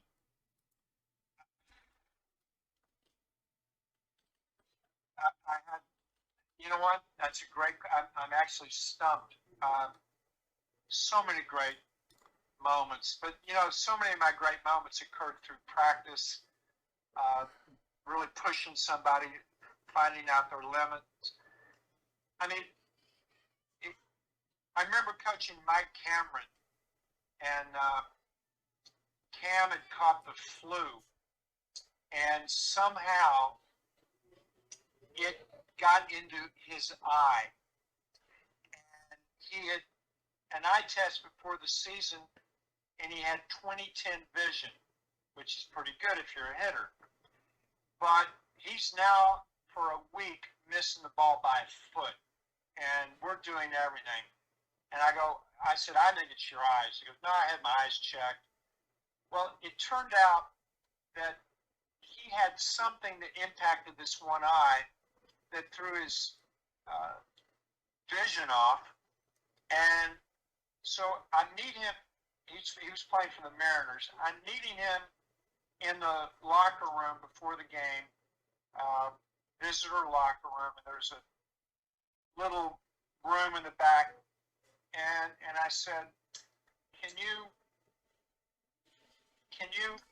read this? He goes, yeah. And I said, shut your eyes. Can you still see it in your mind's eye? Yes. I said, open your eyes. Do you see it? Yes. I said, shut your eyes. Can you still see it? Yeah. Hold it. Yes. Now, I'm on the pitcher's mound. You're in the batter's box. I'm holding it up. Can you see it? Yes. I'm now on second base. Can you see it? I can. My back's against the wall, and I'm holding it up. Can you see it? Yes. I see like a hawk. Tell me that. Oh, hawk. I see everything. And we did a few other techniques. He then took a little short nap. He got into an alpha state. As he's drifting off, I was throwing pitches. You got a righty on the mound. He's on the rubber, wind up, balance point, pitch. And then his eyes were shut, and my camera would go. That's all I would hear. I'd see him blow his breathing, and then I'd say slider down and in, or slider away. He's on the rubber, wind up, balance point, pitch. So we did some task imagery. He goes out in the first inning and hits 2 home runs in the first inning. Batted around, it's 2 jacks. And I'm right there, 6 rows behind the catcher, watching it. It was glorious. Next time up, third at bat, he hits a bomb. 3 home runs. A few more innings go by, 4 home runs. We're now in the 9th. It's 3-0 count, and I'm sending the vibe, hit it. But the Mariners were up, so he would have looked like a schmuck to swing at a 3-0 pitch, kind of an unwritten rule, being up 5-6 runs. You know, what are you, right? And I knew that would have been the 5th home run. And later he told me, I knew it, but I couldn't do it. He's such a good guy. This guy's a gamer. He's an awesome human being, Mike Cameron. The next pitch, 3-1, he hits a bomb to the wall, caught, or that would have been the 5th home run. And that was when he couldn't see in that technique. That was memorable. I'm in Detroit in the old stadium, and the game is about to start, and they come on and announce that anybody that picked, it's a Safeway thing that they pick a player, and if that player hits for the cycle, they win $1 million. What are the odds of hitting for a cycle?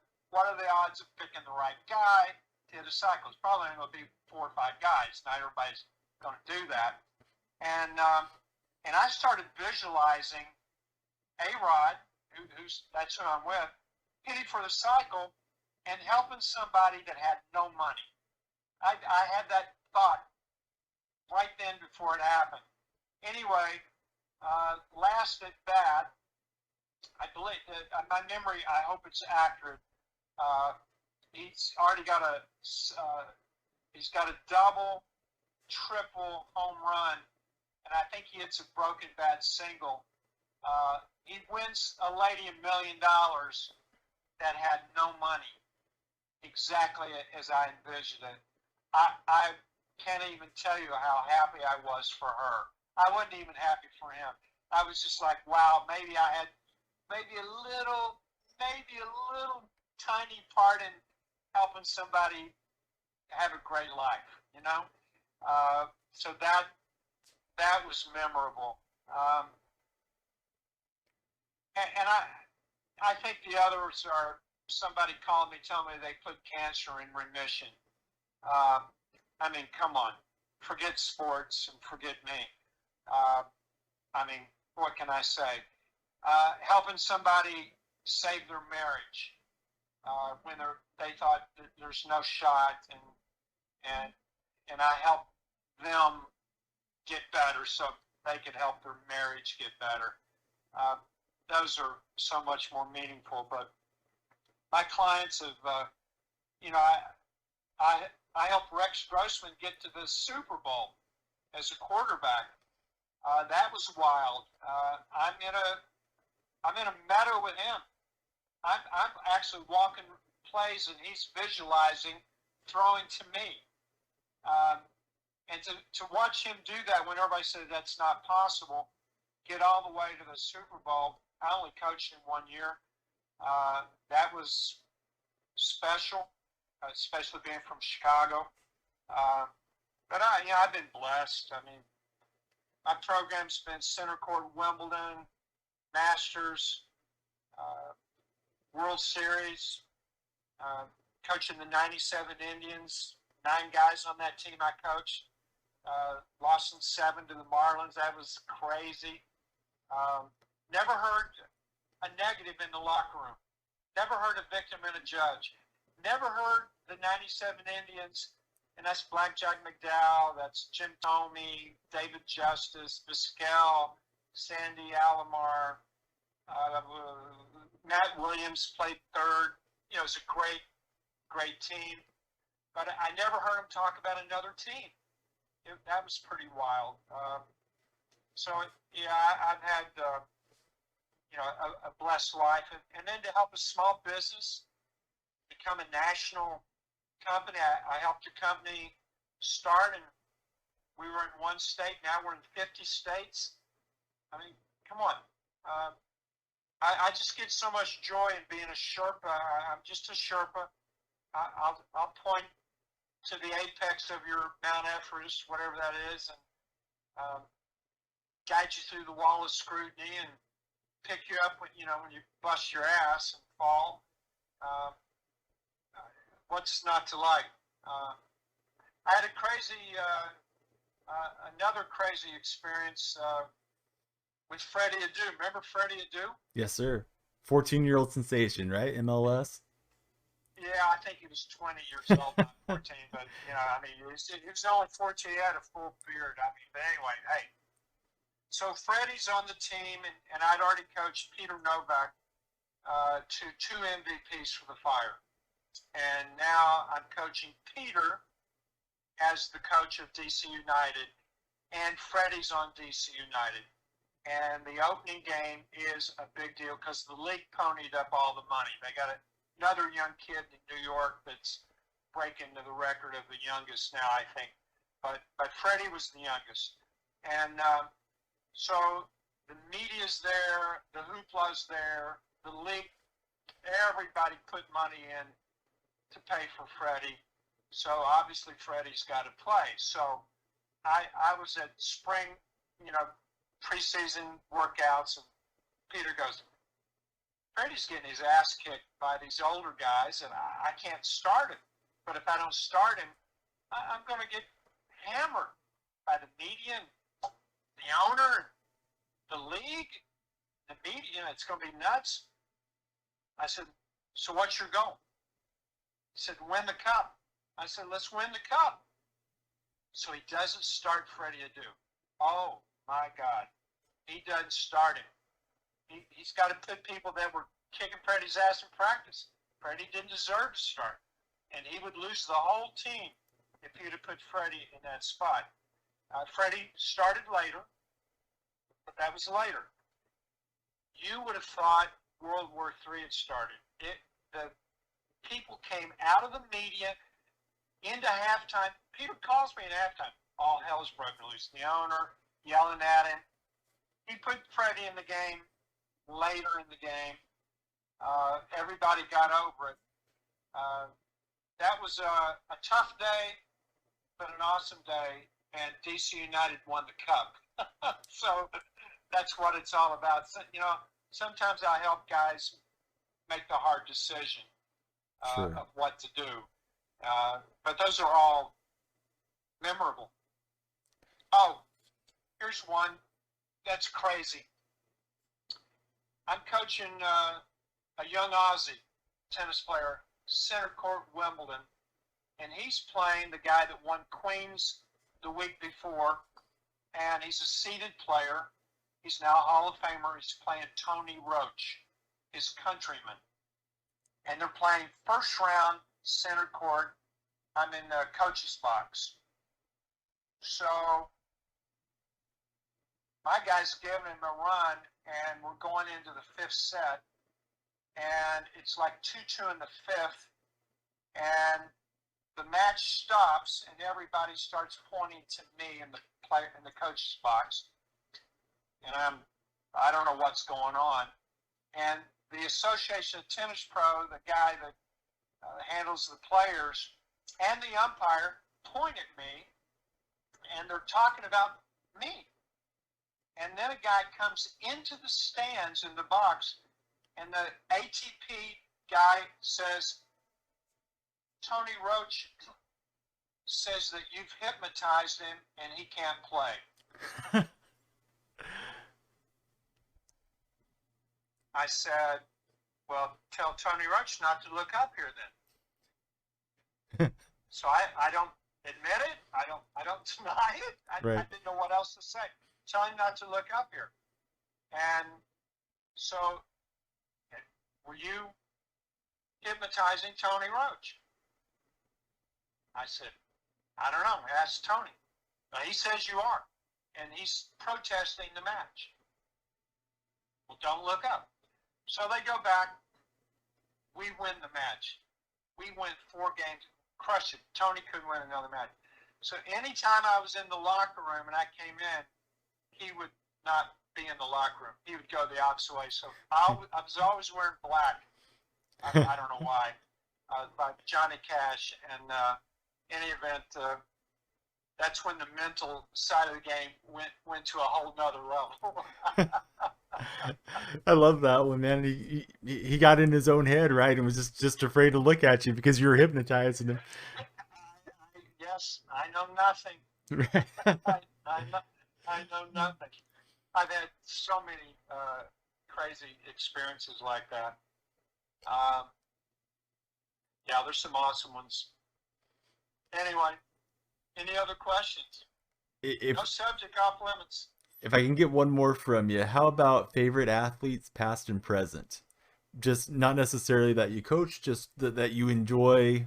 I know we have a mutual love for one NBA team, but yeah, who have you enjoyed watching through the years? And you know, I don't know him. I like Klay Thompson.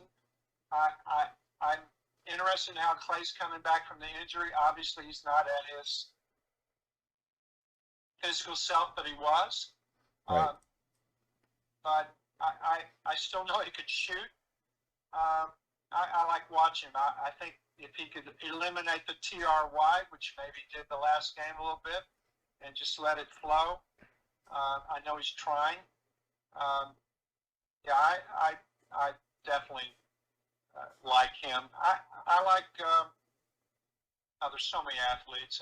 I did know Cassius Clay as Cassius Clay. I did know him as Muhammad Ali.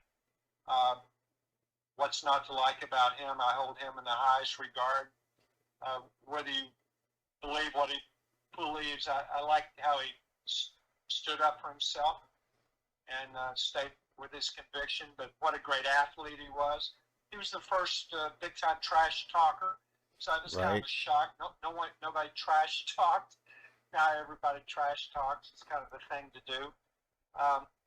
Yeah, there's been so many. I like Bjorn Borg, the quiet assassin. I like Chris Everett for the same reason. Although she's one of the toughest people, I know Chrissy, she's one of the toughest people I've ever met. But she did it in a little dainty package, the Ice Maiden. Right. Now, I like athletes with different style, their own style. Yeah, I had one client that brushed his teeth between innings. He had to brush his teeth. So a lot of my clients had crazy little idiosyncrasies. I went to his condo, not his permanent home, but where he lived at home. And I walked in, and the only thing was a deer head on the wall. There was no furniture, just a deer head, nothing. I like, where do you sleep? And he goes, on the carpet. And I didn't judge him, but I just thought, wow, that's unbelievable. He had nothing in the refrigerator, nothing on the walls but a deer head.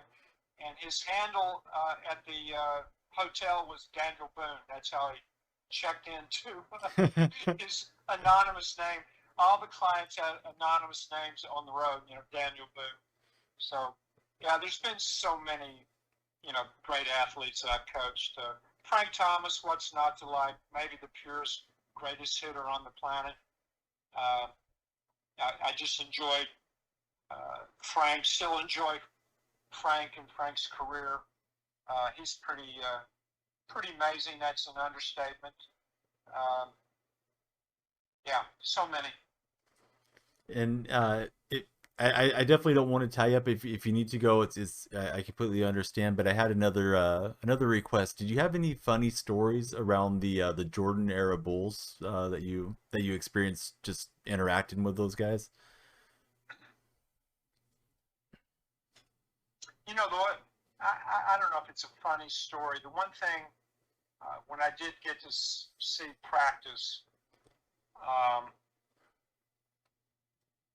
I'd never seen a guy at that time, Jordan, go at it in practice with Pippen. They went at it like a blood sport. And I knew you got to practice how you want to play. And most of the NBA at that time, I'd been to some practices, they just went through the motions. And that was not the case. That was eye-opening. It really was. So, yeah, there's a lot of, I got a lot of funny stories I probably can't share. A lot of baseball stories, crazy. I do get the 2 o'clock phone call, the 4 a.m. phone call that, if they get in trouble, call Jim. I'm like a fixer. I'd like to tell you some of those. I can't. It usually involved a female. Right. And had nothing to do with the sport. Those are funny. I was coaching the third best tennis player in the world. I got 2 stories with him. I was traveling around the world with him. He'd won the French Open. And we go to San Francisco, the old Cow Palace in Frisco, an indoor tennis tournament. And the top player in the world is not there. The second ranked player in the world is also not there. And so my guy, number 3 in the world, he was the number 1 seed. Well, if you're the top guy, you get the perks. You get, I got my own limousine. I got my own suite at the St. Francis. I had a fireplace bigger than my condo back in Chicago. It was just living large, living good. And first round, we played a guy I don't remember. We crushed him pretty easy. Second round, we played a guy 12 in the world, beat him. It was a little bit of a struggle. And now we're in the quarterfinals, and the money's starting to stack up. I get 15% of everything he makes. I do my due diligence. I had backstage passes to the Stones, drinking champagne with Jerry Hall. Has nothing to do with the story, but I was living large. I was having fun. Good time Sure. in the 70s. So now we're in the quarterfinals. I go see who he plays. He plays some left-handed, redheaded dude. I didn't like him. I thought he was a jerk. But I'm doing my due diligence. I'm scouting him, preparing how to play him. So the next day, the quarterfinals, this guy's good. This guy starts thumping my guy. Now, he was 223 in the world, the guy that I'm competing against. My guy's 3 in the world, but here he is in the quarters. He's got to be doing something pretty good. And he just starts crushing my guy. Couldn't get his serve back. He's hitting aces. But he's a jerk. He yells at the ball boy. He takes a racket and whacks all the flowers off a flower box when the umpire overrules. But he proceeds to crush the 3rd best player in the world. Well, on the pro tennis tour, when you lose, you cruise. We left. Now, fast forward 14 years. 14 years. I'm in my house. I'm with my best friend, still my best friend, Peter Fleming. Peter won Wimbledon 4 times, playing doubles with John McEnroe. John McEnroe's at the dinner. So I got the #1 doubles team in the world. We're at dinner. And I turned to McEnroe and I said, do you remember when I coached against you back in Frisco? He goes, you mean when I killed that Italian guy you played? I said, how did you do that? You were 223 in the world. How did you do that? He looked me dead in the eye and said, I was #1 in the world. My ranking just hadn't caught up yet. And he was dead serious. That was a game changer when he said that to me. You got to be the best in the world long before you get the ranking, long before you get the title. You got to be it long before you get it. Yeah, I've had a blessed life, a lot of great stories. And everybody I coach really good people. I made up my mind to do my best not to coach the jerk. So, all my guys signed the autographs and did the right thing for the most part. And, it's been a blessing. And I'm still going strong. So life is good. Yes, sir. Well, listen, any last question? I don't know how I can express my gratitude enough to you for taking some time out of your day to converse with me and the audience that comes in. Twitch automatically stores the video, so people will be able to go back and as he answered Stoff, who had the questions about high school baseball, he was taking notes, and I reminded him, hey, that video will be there for anybody to go back and hear some of the conversation. Follow me on Instagram, follow me on Facebook, follow me Absolutely. on Twitter, check out my YouTube, the ZoneCoach Show, and stay tuned. You can always go to jimfannin.com, check out what we're doing, but we are launching this app, and I'm looking forward to bringing it out to the world. My clients have been used the score system.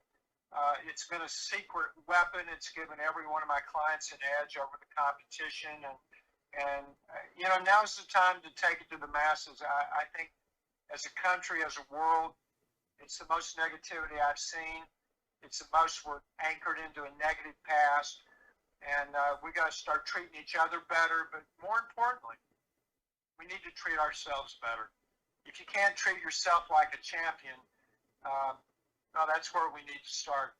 I think it starts in the mirror, and then from the mirror out to the curb.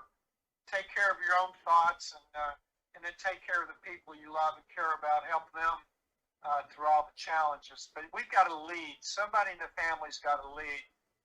Solution-oriented, positivity, and I'm here to help everybody get an edge on being the genuine, authentic best you can personally be. So please follow me, and I'm a giver. I'm looking forward to giving any nuggets that can help you climb your Mount Everest, whatever that might be. That's wonderful. I'm going to be sure that everybody has access to all the sites to connect with you. After this, I'll be tweeting it. I'll put it on all the social media, so that way it's just easy for everybody that got to interact and listen to you today to do exactly what you're saying. I got many things coming in from around the world for you, coming to speak with us today, all the way from New Zealand out here to like Arizona, pretty close to where I'm at. So we got folks from around the globe watching right now. I love the Kiwis. They're my top 10 favorite humans. I coached Chris Lewis. It was a long time ago. And then, of course, Frank Nobile I coach. He's also a Kiwi. So shout out to all the Kiwis out there. That's amazing. The gentleman's name that's in chat is Kiwi Bandicoot. So, yep, the Kiwis are they're always a pleasure to interact with. Every time I've had the pleasure of doing it. So I agree with you. Love me some Kiwi, always. Yes, sir. Thanks a lot, Robert. And I would love to come back on anytime. Thanks a lot. Whenever it's convenient for you, I'm rearranging every deal to be here to give you this platform anytime, Mr. Fannin. I know you say call you Jim, but I want them to look for you. So it's Jim Fannin. Please check him out, jimfannin.com. And yeah, this has been amazing. I've been so excited. I know in one of the audio books, and I can't remember which one it is, but you know, about going to bed, you know, visualizing things and that feeling waking you up in the morning. I woke up today, was excited. Did get to do another special thing today too, which was be on the front page of Twitch. We have some of the viewers that kind of stick around after those days, but I was so excited to get to interview with you, to talk to you. It means the world to me. Your materials have meant the world to me, and I'm glad I get to share it now with my community, and hopefully more people will benefit in a positive way. Thank you so much for everything. And I know you're going to be happier when Draymond Green comes back. I know that's going to put a smile on your face. I already know that. I'm smiling just thinking about it, because it's been a little bit hard watching them without Draymond. They're missing the heart and soul right now in Golden State for sure. Oh, probably the MVP, at least on that team. He's the glue that holds defense together and the offense. I don't know what he is, point center, point forward. I don't know what he is, but a facilitator. Anyway, yes, sir. Thanks a lot, everybody. Be in the zone. It's the only place to be. Yes, sir. Next. Bye. Thank you so much. Bye-bye.